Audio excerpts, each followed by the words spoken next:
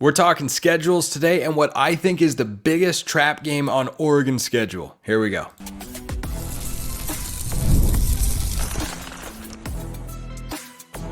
You are Locked On Ducks, your daily podcast on the Oregon Ducks. Part of the Locked On Podcast Network, your team every day.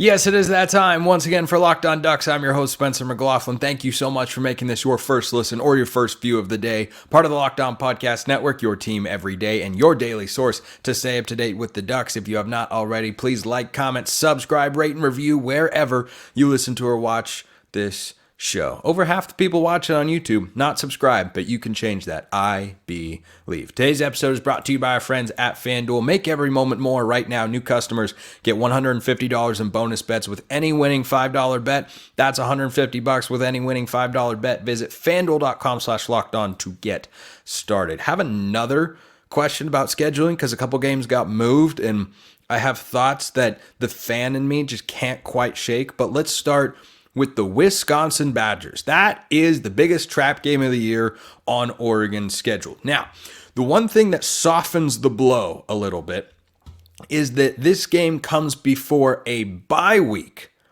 and then the Washington game. Little strange to have your bye or a bye right before the last week of the regular season, but at the very least, Oregon won't have that ultimate look ahead component, but still, there are enough guys and certainly enough coaches that understand the importance of winning that Washington game to make this Wisconsin a potential look-ahead spot, and this is on the road. This game is on the road in Madison on November 16th. It is going to be cold. It might be snowing. The northern part of the country isn't a place you're supposed to go in November, December, January, February, and perhaps October as well. Haven't been up there that time of year because it gets cold, and I haven't had a reason to go up there. But it will not look like the blowout in the Big House circa 2007 with Dennis Dixon. That game was played early in the season, and the weather was nice and sunny and beautiful, and it was a big, beautiful blowout of the Wolverines, and Dennis Dixon was running and throwing all over the place. It's not going to be that easy. It is not going to be that easy. And Wisconsin is also expected to be, at the very least, a solid team. Is Oregon better? Yes, absolutely. I have not heard the best things from people that have covered Wisconsin from afar about the Badgers. They're not in love with everything they've done. Here's what I know, though. Luke Fickell's a good football coach. I don't know if he's great yet. He did get Cincinnati to the playoff. That's no small feat. He was once the offensive coordinator at Ohio State, took the Cincinnati job, did a really nice job there, had them playing Alabama in the national semifinal. They lost that game, but he went to Wisconsin last year, and they were okay. They've had a pretty nice offseason. They've recruited pretty well. They've brought in a top 30 transfer portal class. The biggest thing with Wisconsin is the quarterback position. They have not been able to figure out the quarterback position since Russell Wilson was there.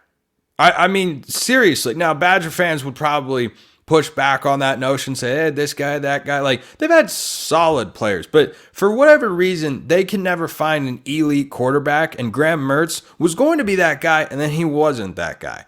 And Jack Cohn, once upon a time, Oregon fans might remember him from the Rose Bowl in 2020, right before COVID hit and Justin Herbert's final game and that whole beautiful, wonderful day. That was a heck of a football game as well. Herbert ran for 3 touchdowns.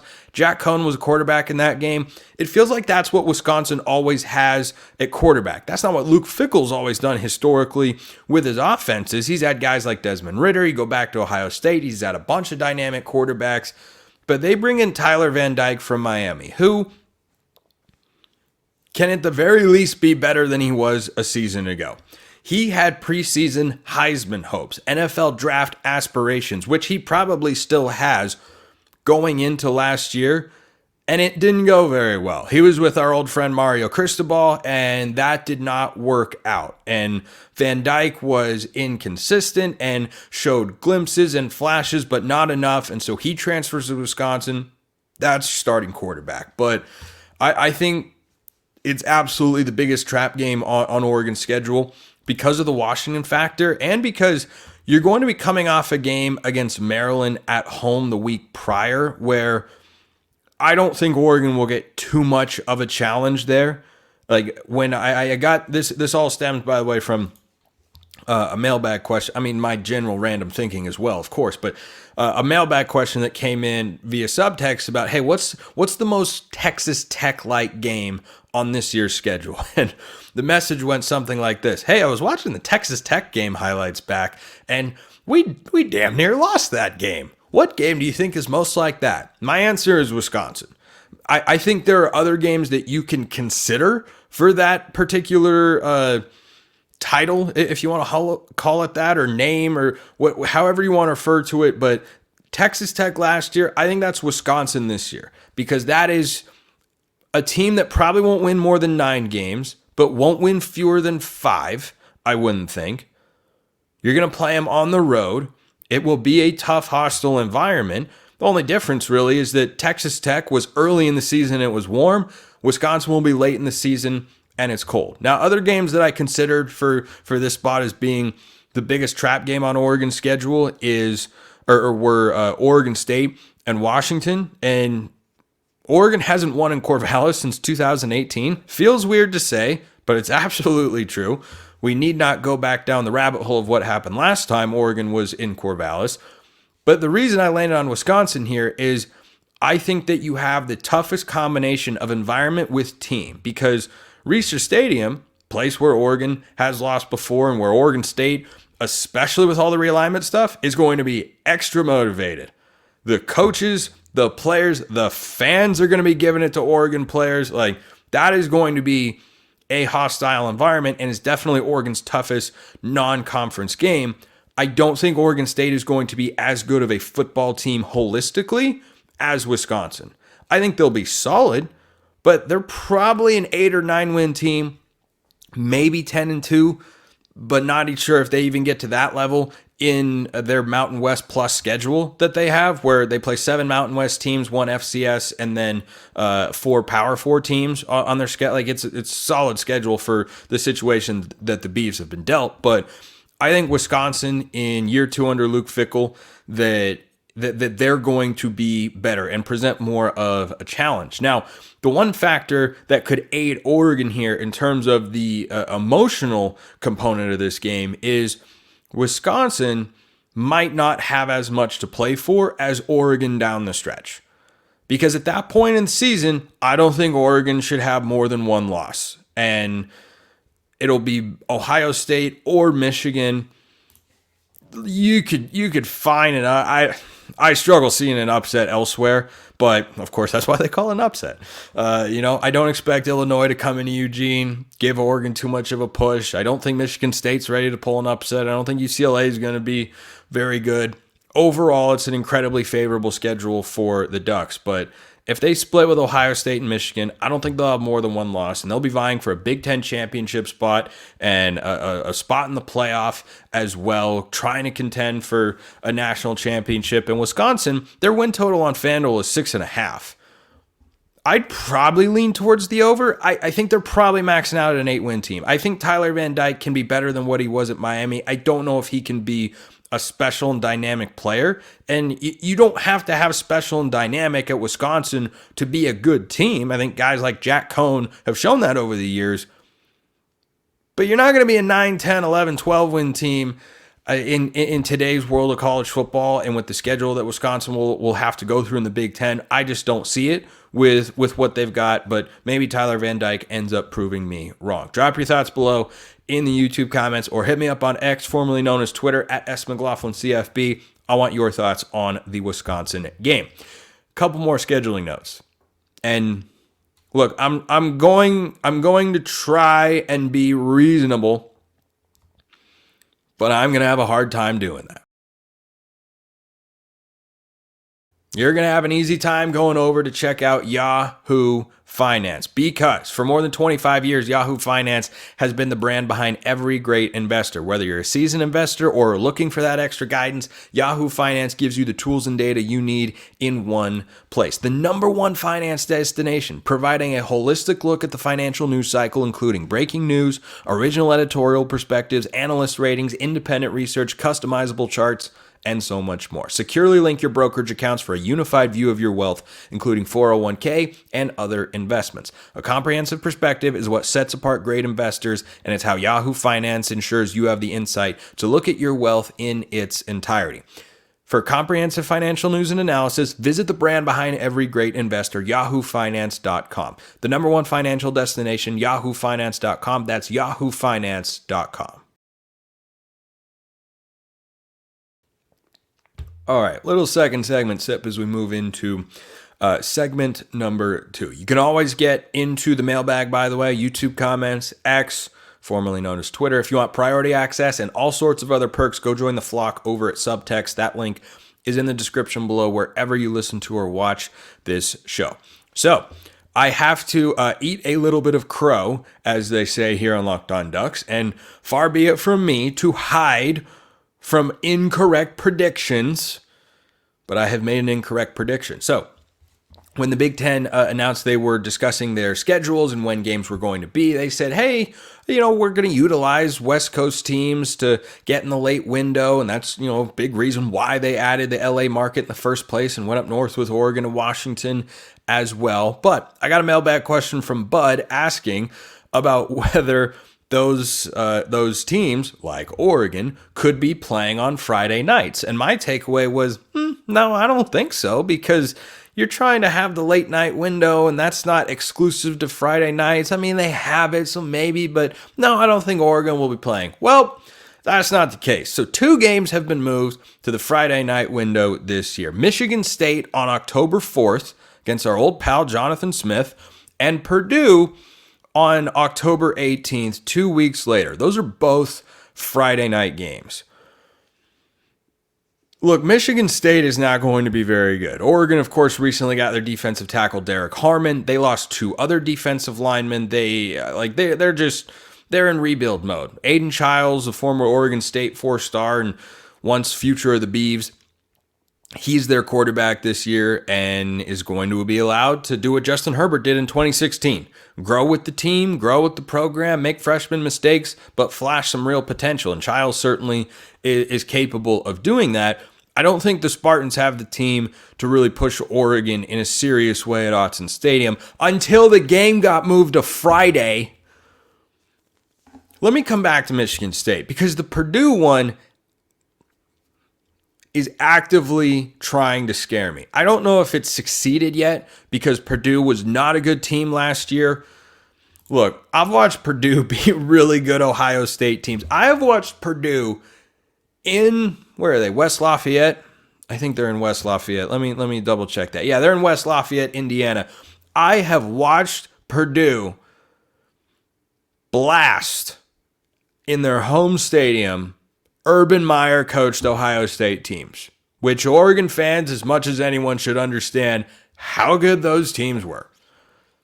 So don't tell me that it can't happen, but then it gets moved to Friday. I'm not worried about the travel logistics, playing a day earlier. That's not the concern. There is something about Friday night juice. Let me ask you this question as an Oregon fan out there. When you think Friday night football games, aside from the Pac-12 championship, which being played on a Friday is, a joke, and Oregon's in the Big Ten now, so they don't have to worry about that. What do you think about? What game? Can you think of a specific Oregon football game that was played on a Friday night? I've got one. I'm going to give you 5 seconds. Love doing this here on the show.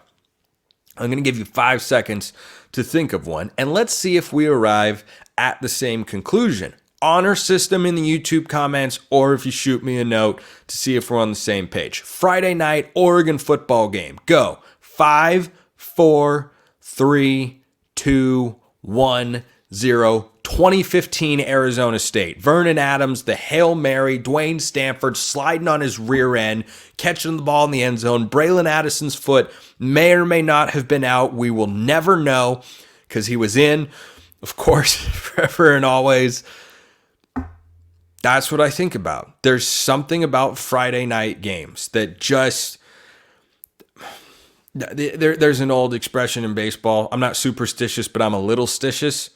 I'm just being a little stitious here. Oregon's a much better team than Purdue. And they were a much better team than Stanford in 2021 when they went down to the farm and lost to a 3-9 Stanford team. That's all I'm saying. That's all I'm saying.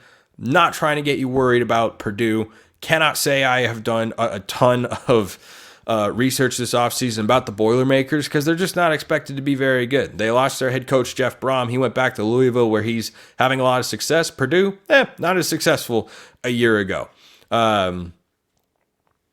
They were playing in the Big Ten championship game the year prior with Jeff Brom. Guy, I'm pretty sure that's right. Guy's a very good football coach. He's at Louisville over in the ACC. So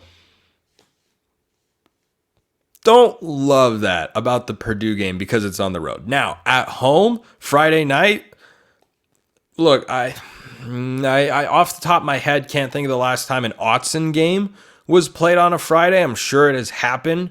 It is not a frequent occurrence. I prefer for games to be on Saturday because that's what works best for everyone. That's what everyone's most familiar with. But certainly Friday night, USC 09 might have been on a Halloween Friday night. I could have that wrong. Let's see. What day of the week was Halloween 2009? Nope, that was a Saturday. So I think that there's just something about those Friday night games that can just be, your rhythm, your timing can be a little bit off because it's not the same day of the week. So I just put out a word of caution there. And then going back to Michigan State, they're not going to be ready to play with a team like Oregon yet. At home, the Ducks should absolutely blast the Spartans the same way Washington did a year ago in East Lansing. And if Oregon plays the way they're capable of, they show up ready to go, they should blast Purdue and West Lafayette. But I feel a lot better about that Michigan State game inside the cozy confines of Autzen than going to Boiler Country over there in West Lafayette. So, just a couple of scheduling notes there. I was wrong. Did not think we'd have not one but two games being played on a Friday this year. That's the way it goes. October 18th and October 4th. Those are now going to be Friday night games, which are sandwiched on the outside. They're the bread, and Ohio State is the meat in the middle. So it's frankly not the worst thing in the world if you think about it from that angle. It'll be 6:00 p.m. Pacific time kickoff, which is later than Michigan State's probably used to playing a college football game. But Oregon will have an extra day of rest and an extra day of prep for Ohio State the following week. So maybe it's not all bad. And then a short week to go to Purdue. There's a silver line.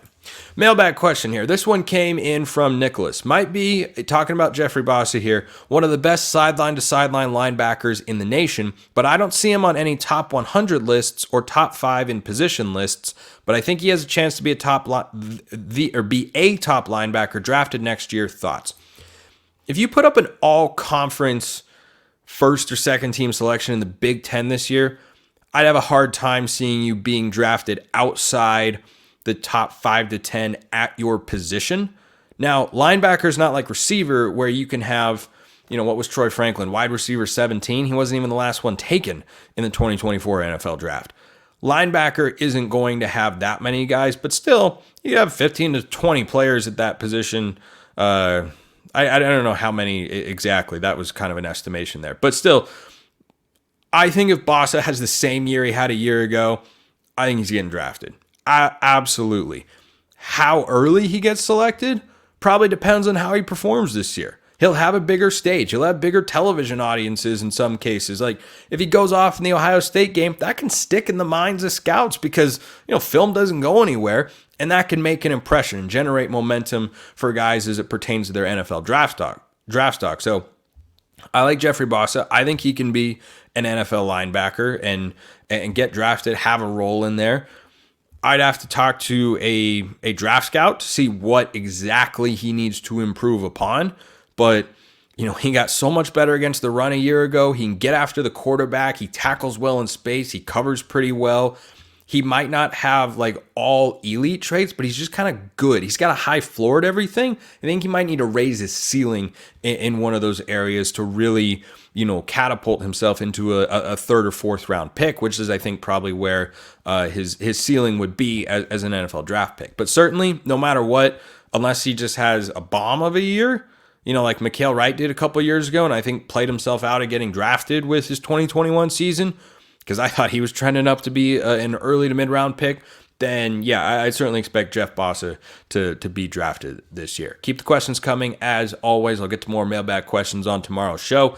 We got to talk a little baseball here, because Oregon baseball, they're about to make their postseason run. It's already begun, just not the way Oregon was hoping for. I am hoping that you have checked out FanDuel already. If not, then I don't know what you're waiting for. It's winner take all time in the NBA and NHL, and FanDuel's giving you a shot to bring home a big win of your own. Right now, new customers get $150 in bonus bets with any winning $5 bet. That's $150 to bet on spreads, money lines, player props, and more. You can bet Oregon as an underdog. They were last time I checked against Ohio State. Why don't we double check just for safekeeping? Yep, Oregon plus 1.5 against Ohio State at home.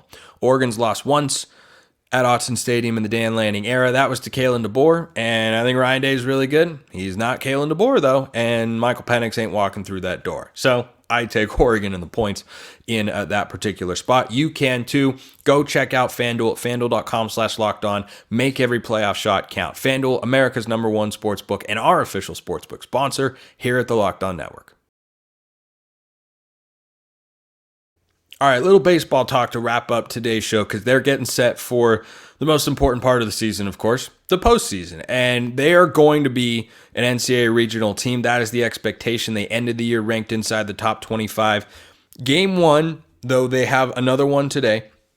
Game one against Utah did not go as planned in pool play. Lost the game 4-2.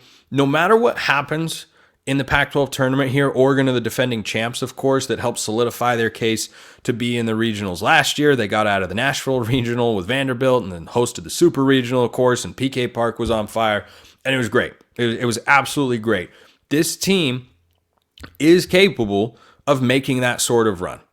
I don't see why they can't. The bats, I don't think, are quite as good as they were a year ago. I think the pitching is far deeper. Far, far deeper.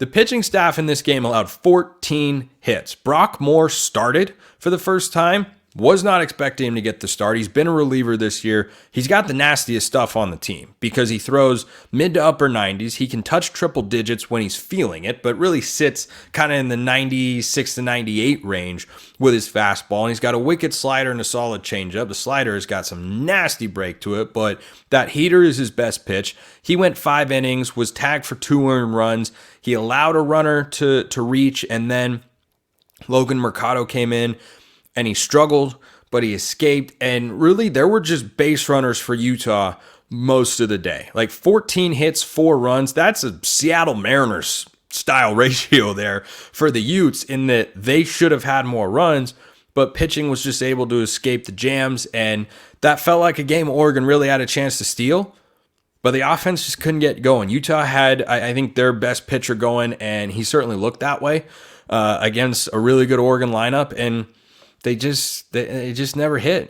Chase Meggers had a triple, and Carter Garrotti scored a run basically on his own. He walked, he stole second, he went to third on an errant pickoff throw, and then got home on a wild pitch. That was one of Oregon's runs, and it was just one of those days where the Ducks bats were just not feeling it. So to keep their hopes alive in the Pac-12 tournament, they have to keep winning, and they're going to have to win every game they play. And look, crazier things have happened, but the important thing to know here is the only thing on the line for Mark Wasikowski and company is whether or not they can host a regional. That's what they're in the conversation for. I messaged Jared Mack about this, who covers Oregon baseball. He's the best follow if you want to stay up to date with everything regarding Ducks baseball. And they'd have to win the Pac-12 tournament most likely to host a regional, but they're going to go to a regional as they did a year ago. So, that's kind of the upside, but certainly you also want to carry momentum into it. Like I would not feel great if Oregon went out and lost their next game and then took a 2-game losing skid into an NCAA regional. It's not what you want to do. Last year, won the Pac-12 tournament, went to the Super Regionals. They were 2 outs away from going to Omaha. Like that's their momentum being hot. That's as important in baseball as any sport, And in postseason baseball, anything can happen in there. So Brock Moore pitched well. Logan Mercado didn't have his best stuff out of the pen. Curious to see who Mark Wasikowski goes with in game 2. All 3 guys, Grayson Guernsell, RJ Gordon, and Kevin Sider, have been pitching well throughout the season. And it's one of the reasons I feel confident this team can make a run, because though the hitting has dropped off from last year, I think the pitching has taken a bigger step forward than the hitting has taken a step back. And that's why you see this Oregon team in the top 25 going into the Pac-12 tournament and the number 3 seed in the Pac-12, which is a really good baseball conference. So we'll see how things play out. But that's the latest in game 1. Wasn't what they were looking for. Hopefully they get the bats going in their second game. Bryce Betcher did not win Defensive Player of the Year in the Pac-12. For those of you that watch Family Guy out there, there's a scene, you don't need the full context, but Peter's going to confront Meg's boyfriend, and he's loading up a shotgun, and he said, I just want to talk to him. I just want to talk to him. I just want to talk to him. I just want to shoot him. I just want to talk to him. I just want to talk to him. Right? Of course, I do not mean any of this literally. It is all in good fun. But I just want to talk to him. Anybody that voted for the Defensive Player of the Year. The shortstop from Washington won it. I'm sure he's a great player. Come on, man. Bryce Betcher was putting out a web gem every single week. He was an all-conference selection. He didn't get snubbed that hard, but man, what does a guy have to do to win Defensive Player of the Year? That's tough. That's really, really tough. I'm going to close with this mailbag question, which is about mailbag questions. Into the matrix we go. This is from Bud. Love your podcast, especially the mailbag in all caps. What are the top 3 qualities of a good mailbag question? Nice.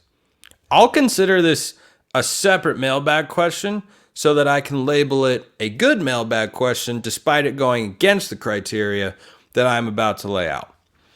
Number 1, a good mailbag question is relevant to what we're talking about or what's going on with Oregon. I, of course, answer any mailbag question you send me. I think they're all fun. I think it's great. I love hearing your guys' thoughts. But the best mailbag questions are relevant to whatever the news of the day is. Number 2, a great question is in depth. It goes beyond a surface level understanding or desire for something greater than just a surface level understanding. Like, it requires me to think or do more prep than just, write the question down and answer, which again, I love all the questions you guys send in because it means you care about the show. You want to have your question on here, and I very much appreciate that. But I think a question that requires me to, dive into the history books or to look at or to, talk to recruiting sources or to think or do a statistical deep dive, anything like that, I think is a quality of a good question. And then the third one, which, this goes back to what I said before I answered this question, is it requires a 5-minute or longer answer. Like, it's not just a short response from me that's, would I rather have that? Like, would you rather have this happen or this happen? Well, I guess depending on what it is, it could be a good question, but you don't want to ask yes or no questions or simple questions or anything like that. And look, some of you ask personal questions about, hey, what's your favorite golf course to play? Or what are you doing with play-by-play? Or how'd you become this? Like, I'm always happy I'm an open book. Ask me anything and everything that you want. No politics, though. That's my only rule on my shows. But anything else you want to ask me, by all means, always fire away. But something that requires me to think and I can elaborate and get a good segment out of it, that's when you get a good question. So Love that question, bud. We're going to end it right there. And on that note, just remember, mailbag's always open. YouTube comments, X, formerly known as Twitter, at @McLaughlinCFB or at Locked On Ducks. DMs and mentions wide open. You can also join the flock over at Subtext. You get priority access. You get all sorts of other perks as well. See if you can submit one of those great mailbag questions that hits all three of those boxes. Appreciate everyone listening. I will see you next time. Have a wonderful rest of your day, and go Ducks.